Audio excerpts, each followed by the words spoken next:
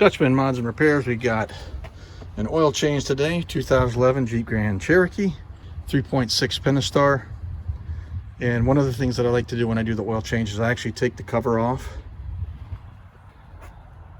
Right there, little access cover piece there, and then for the fill tube, and then the actual entire engine cover piece that rests on these 5 little pentals you see in here. Very easy to get off. It just basically pops up. And I do that in case any oil might, you know, I goof and little oil spills down here. I can get at it real quick and wipe it off. So as a reference for me, I use the Valvoline full synthetic 5W30, and then the filter I use typically is a Wix XP. The number there, 57526, has an XP by it, but O'Reilly's did not have it in stock. This is kind of a last minute decision on my part to do an oil change. Usually I order stuff on Amazon because ironically, at least the oil is cheaper off of Amazon, but today's not the case. So I'm gonna have to settle, quote unquote, with just the regular Wix. Quantity of oil, it's right just underneath 6 quarts when you're doing a complete oil and filter change. I think it's like 5.9 or 9.2 exact quarts. So let's get into this and get this done. First things first, once you've got all your stuff together, let's get the front of the car up in the air. You can use drive up ramps if you want. I'm just gonna use a floor jack and some jack stands. That'll give us some comfortable access to the drain plug on the oil pan. So let's get up in here. All right, so when you get underneath here, you got the drain plug there. It's a 17 millimeter. I'm gonna use a socket to get that off. Do yourself a favor too, get you some nitro gloves, because you're gonna get some oil, you know, dripping all over the place. In case when you do wanna do the oil change, you want that engine oil preferably hot so it runs and drains as much out as possible. Warm's okay, don't do it cold, especially up north cold. You can see the condition of my oil pan. That's going to be another project. We bought this from someone who had it in the north. You northerners would definitely can nod up and down on that one. So we're going to loosen that drain plug. I already got my drain pan out here. Remember, 6 quarts. Don't use a small oil pan when you do this, or you'll be scrambling to either get your plug back in there or find another pan real quick. All right, so I've got it broke loose, and there's a little rubber gasket on there. I'm not going to replace it on this one. I think they recommend to replace it every time you change the oil. I don't know if that's a little extreme, but if you're having problems with oil kind of leaking around or showing a wet spot underneath there after you do a change and you know this has been snugged down good, then that's going to be more than likely be your culprit. So I'm not going to go through the whole, what does it look like when the oil comes out, because I need both hands on deck to make sure things go where they're supposed to and not all over the driveway here. So let me get that going.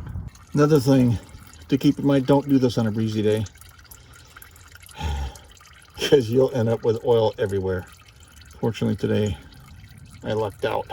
Sometimes you can't help it. Just have plenty of rugs and stuff laying around, or at least keep your hand up there so when it gets to the stream like this, it's not going to be everywhere. I'm gonna let this drain just for a couple more minutes, and I'll wipe it all off and put the drain plug back up there, get the car back down on the ground, and get it filled up. All right, so when you go to replace the oil filter, this is what you're after. This is plastic, that's a cover. You can use a 15/16 on that. I'm not sure if a 24 millimeter would fit or if it'd be a little bit too loose. I haven't tried that, but the 15/16 is gonna fit on that. This is what I'm using. Got a long extension. Probably don't need that one that long, right? Because I'm way out here.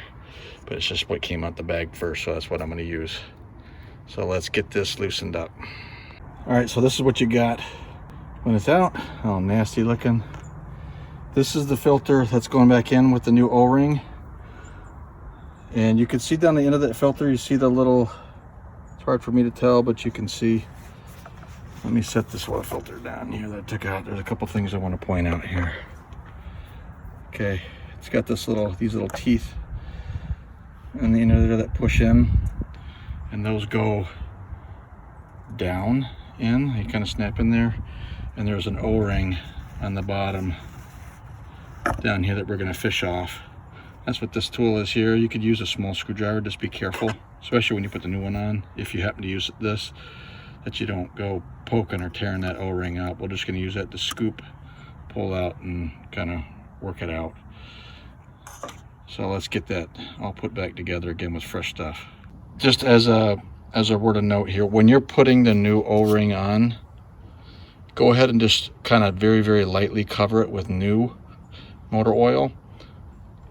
So when it goes on, it will help it. But also when it's being tightened back down, you don't want, and this would be the case for, you know, most O-rings that I can even think of, automobile or not, you don't want a dry fit, because what can happen if it's dry is that it could potentially bind and fold, score it, pinch it, and damage it in a way that it will no longer seal or will fail prematurely.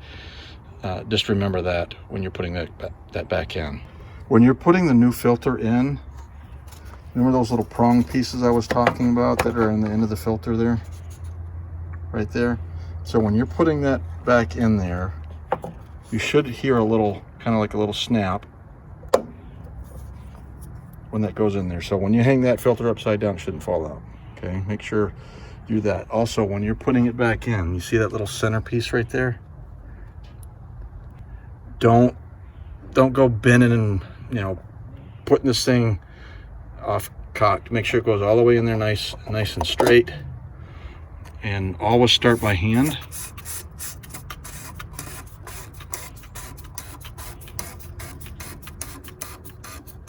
Because remember, you're dealing with plastic.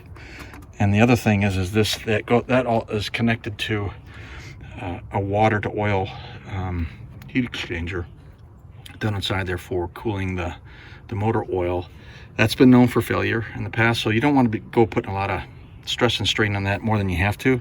So once you got it finger tight like that, we'll go in with the socket and we're just going to snug it down. But you don't need to crush it on there, okay?